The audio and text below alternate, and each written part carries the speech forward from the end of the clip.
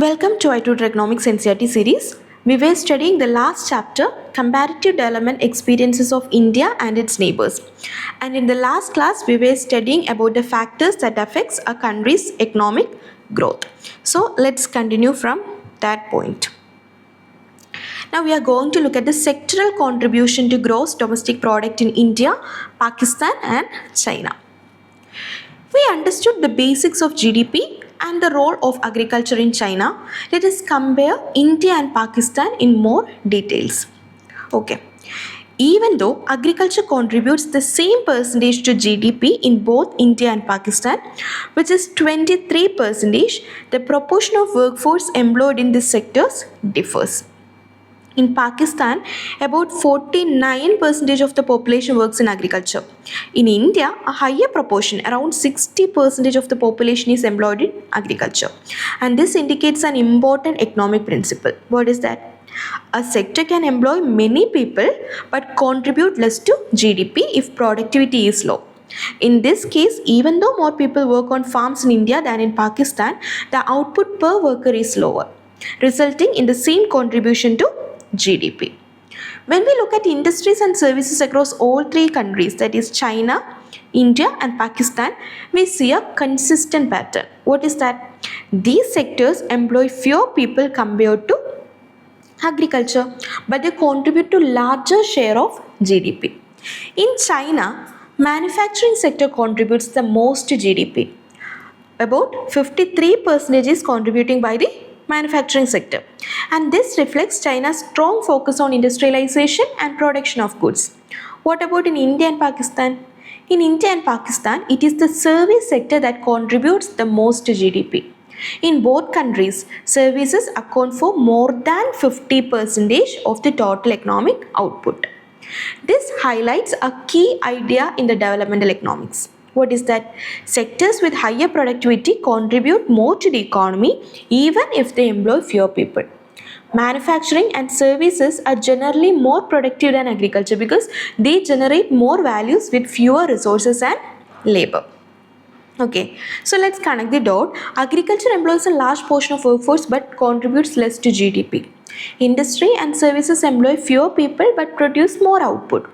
And China's economic growth is driven mainly by manufacturing.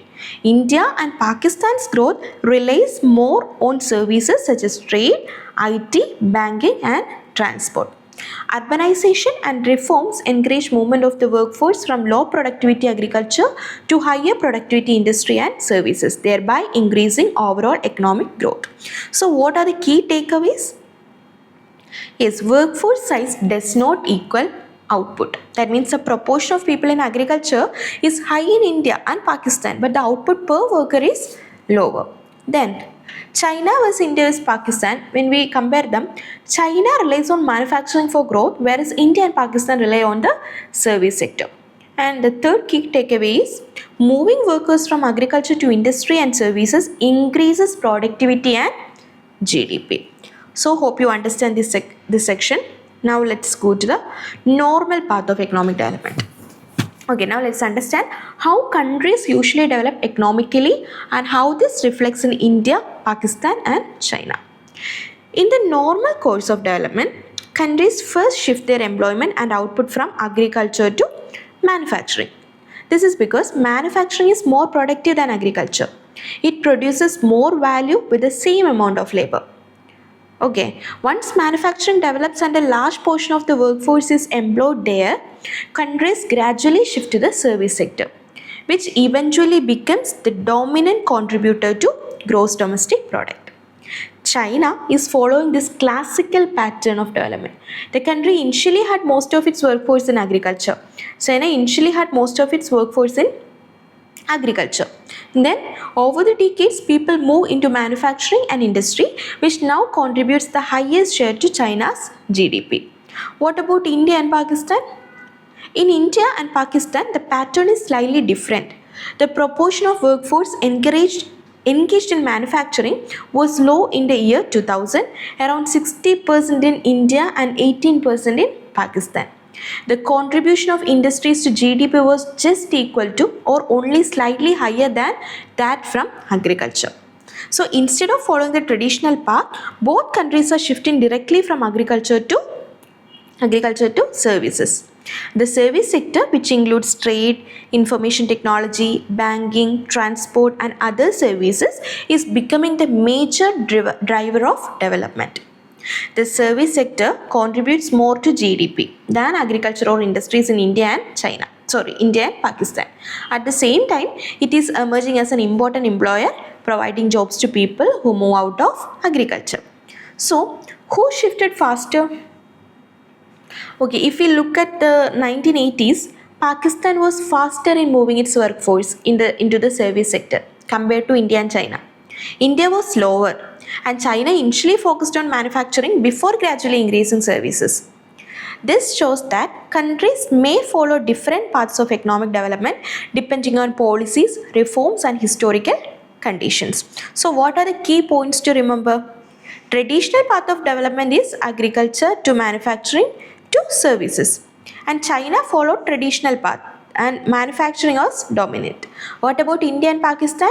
They shifted directly from agriculture to services, and service sector contributes most to GDP and provides increasing employment opportunities in both India and Pakistan. And in 1980s, Pakistan grew faster at moving workforce into services than India and China. Okay. This difference helps us explain why China grew rapidly through manufacturing while India and Pakistan rely on services for GDP growth.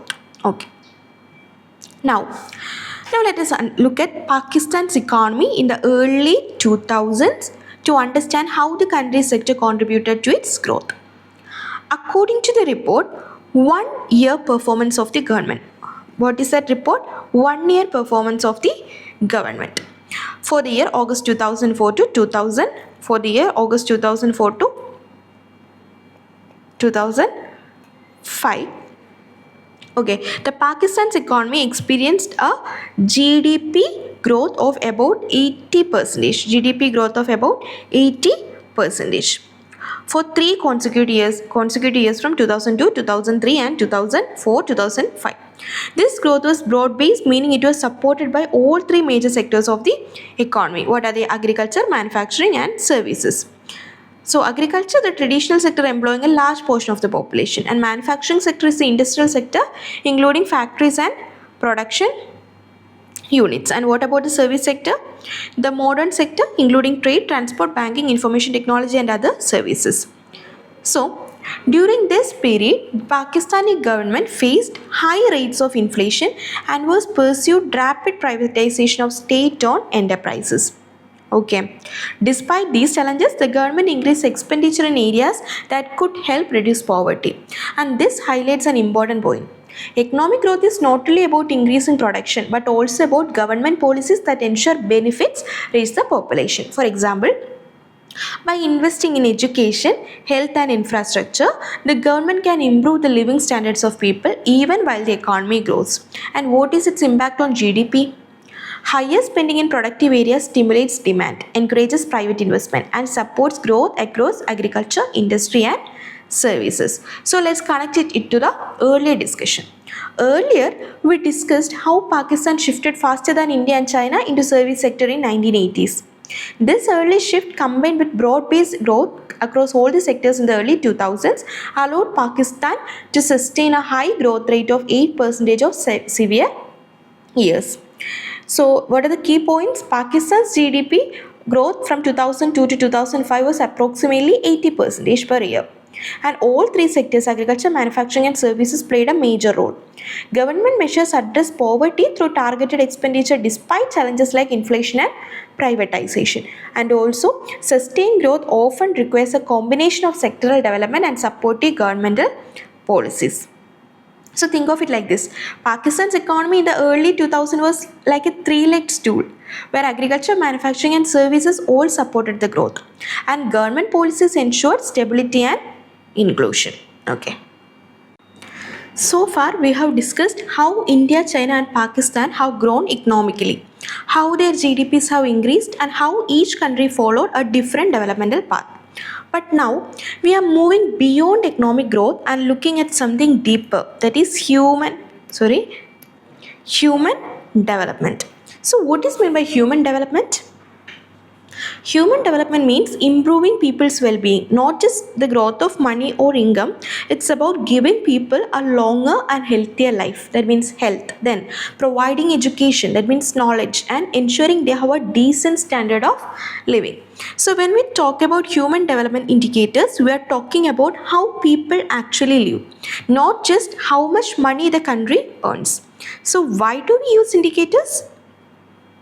Indicators help us measure and compare development among countries. For example, life expectancy. Life expectancy tells us about the health and medical facilities. Then, literacy rate shows how educated the people are. Per capita income tells us about the economic standard of living. When we put these together, we get a broader picture of how developed a country really is.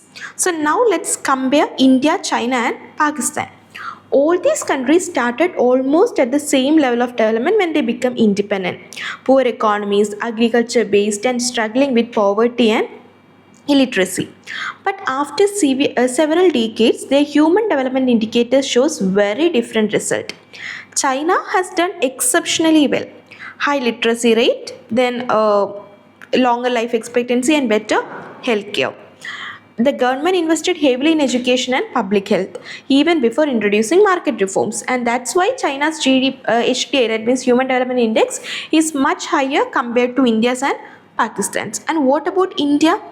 India has shown a moderate improvement. Literacy rates and life expectancy has increased. Life expectancy and literacy rate of India has increased. However, inequality, poverty and poor infrastructure in many areas still hold it back. India's democracy gives people freedom and participation, but policy implementation is often low. Okay, and what about Pakistan? Political instability and dependence on foreign aid affected its progress. Education and health sectors did not get enough consistent attention, and as a result, Pakistan's HDI remains lower than both India and China. And if we look at the data, it's very clear that China is far ahead of both India and Pakistan in almost all human development indicators. Whether we look at income levels like GDP or per capita, or health indicators like life expectancy, mortality rate or nutrition, China performs much better. For example, fewer people live below the poverty line, and the literacy rate is quite high. Then health conditions are also much better, especially in reducing child death during childbirth. And what about India and Pakistan? They have a mixed performance. If we compare India and Pakistan, the results are mixed. Pakistan actually performs slightly better than India in some areas, like reducing the number of people below the poverty line, access to sanitation and safe drinking water, and also access to basic education levels. But this is very important. Both India and Pakistan perform very poorly when it comes to maternal mortality, that is, women dying during dying during childbirth. So in China, out of every 1 lakh birth, only 50 women die. In India and Pakistan, more than 500 women die for every 1 lakh birth. This clearly shows the difference in healthcare quality and women's safety during childbirth. And a surprising factor, interestingly, India and Pakistan are ahead of China in one area, that is that providing improved water sources. That means a higher percentage of people in India and Pakistan have access to clean water compared to China. If we talk about the international poverty line, people living on less than $1 a day, China and Pakistan have almost similar proportion of people below this line. But in India, this proportion is almost double or higher. That means India still has a larger share of extremely poor people compared to its neighborhood. And the problem is, now here comes an important discussion point. Even though these indicators like literacy, life expectancy or income are extremely useful, they are not enough to fully judge a country's level of development. Why? Because development is not just about education or income, it's also about freedom and rights. That's why economists and political scientists say we also need to include liberty indicators. What are these liberty indicators? Do you know what is meant by these liberty indicators? These indicators measures how free and empowered people are in their country. Some examples include how much democratic participation citizens have, can they freely vote and express their opinion, how much constitutional protection citizens get for their rights, then how independent is the judiciary and how strong is the rule of law, etc. And at present, these liberty indicators are not given enough importance in the Human Developmental Index or HDI. That's why even though a country like China may rank high in HDI, it might lag behind in freedom and democracy. So in short, China has achieved remarkable success in improving living standards and reducing poverty. Pakistan performs slightly better than India in sanitation, education and poverty reduction. But India and Pakistan both struggle with maternal health and deep poverty. And finally, just measuring income, literacy and health is not enough. True development also needs freedom, democracy and justice. Needs freedom, democracy and justice. Okay. So far we have compared India, China and Pakistan in terms of growth and human development. Now let's take a step back and understand how these countries actually tried to achieve development, that is what strategies they used and how successful or unsuccessful they were. It is very common for one country to look at another country's development model and try to learn from it. For example, when China's economy started growing rapidly, many developing countries began to study its model. Similarly, when India opened up its economy in 1991, the other South Asian countries watched closely to see what would happen.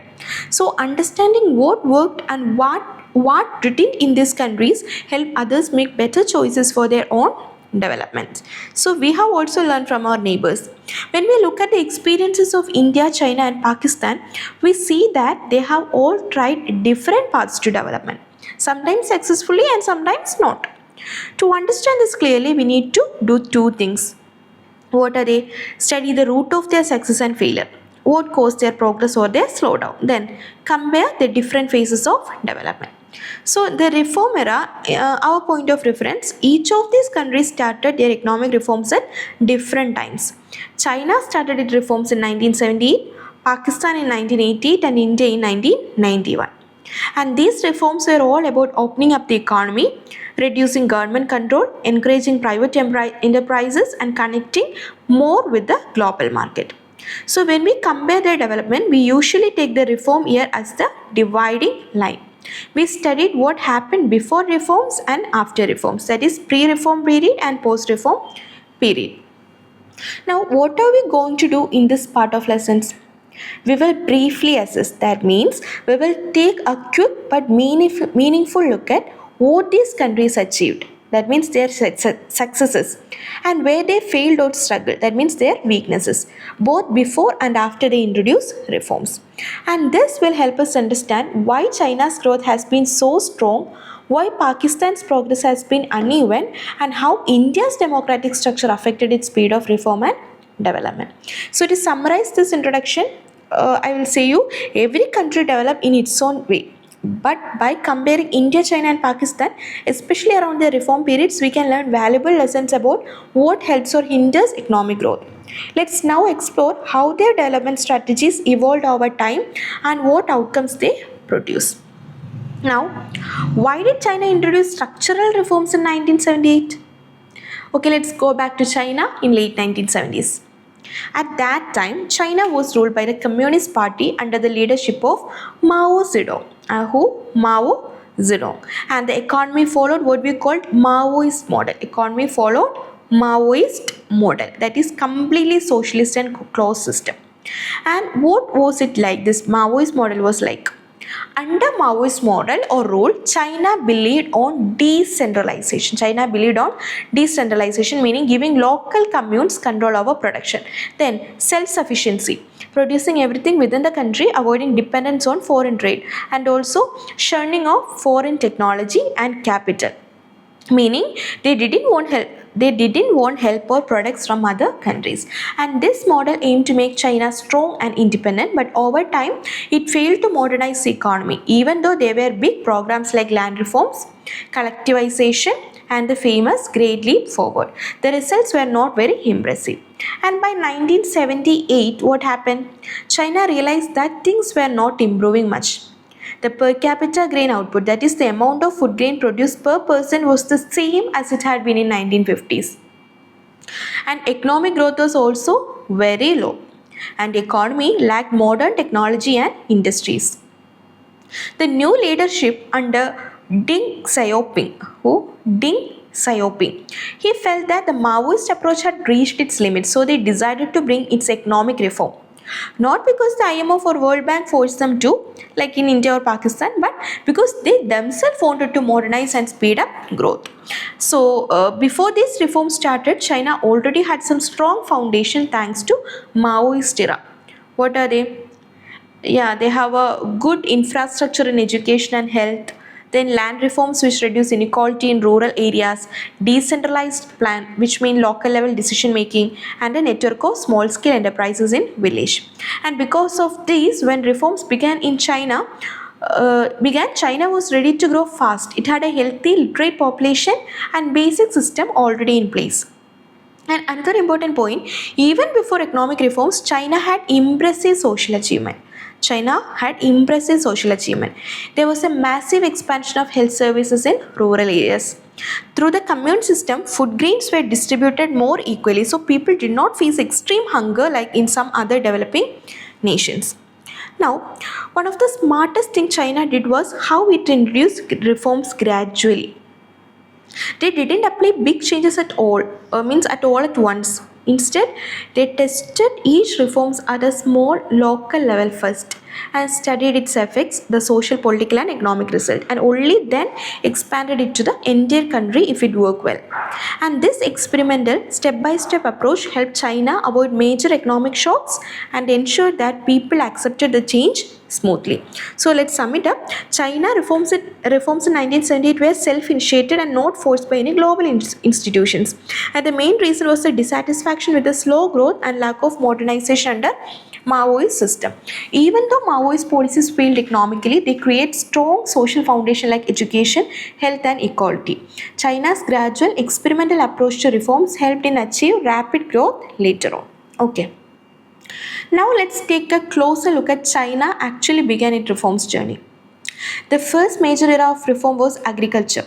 Because remember, the majority of Chinese people were living in villages and depended on farming for their livelihood. But before reforms, all agricultural land was collectively owned under the commune system.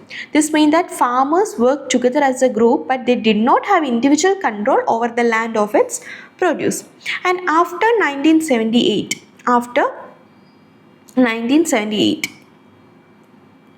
what happened after 1978? The Chinese government changed the system. They decided to give individual families their own plots of land to cultivate. This system is called household responsibility system, and this system is called household responsibility system. And now the farmers could cultivate their own piece of land, sell whatever extra they produced after meeting the state quota, and keep the profit for themselves. So this one reform transformed rural China. Farmers suddenly had personal motivation to work harder because they could earn directly from their effort. And the result was a massive rise in agriculture productivity and a huge reduction in rural poverty. In other words, these reforms brought prosperity to millions of poor farmers and rural families. And because farmers were earning more than, they started investing in small industries and businesses in villages. They become known as rural industries or township and village enterprise. Okay, so these small industries produce goods like machinery, textiles and building materials, and they played a key role in China's industrial revolution during 1980s and 1990s. So we can say that agriculture reforms didn't just help farmers, they also created the foundation for China's industrial and overall economic growth. So this success in agriculture built up confidence among the people and the government. It showed that reforms work, and it created public support for introducing more reforms in industry, trade and foreign investment. That's how China moved from a purely socialist model to what it called socialism with Chinese characteristics. Okay, now let's compare it with Pakistan's reform experience. Pakistan introduced its economic reforms in 1988. Its reforms in 1988, almost a decade after China.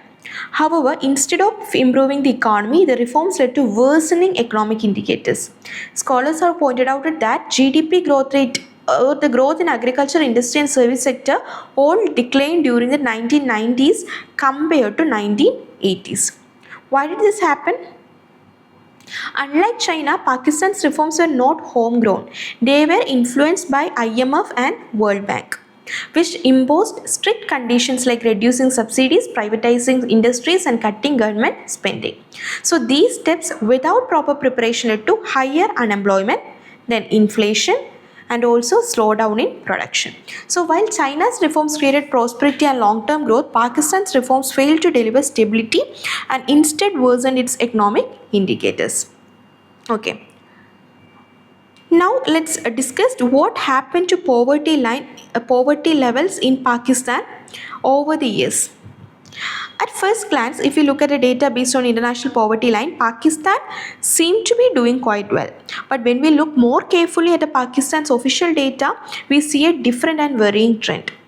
In the late 1960s,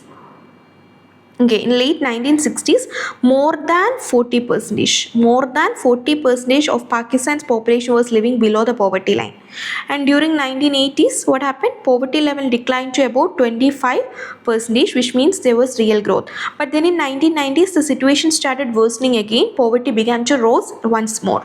So instead of continuous improvement, Pakistan's development path went up and then down again.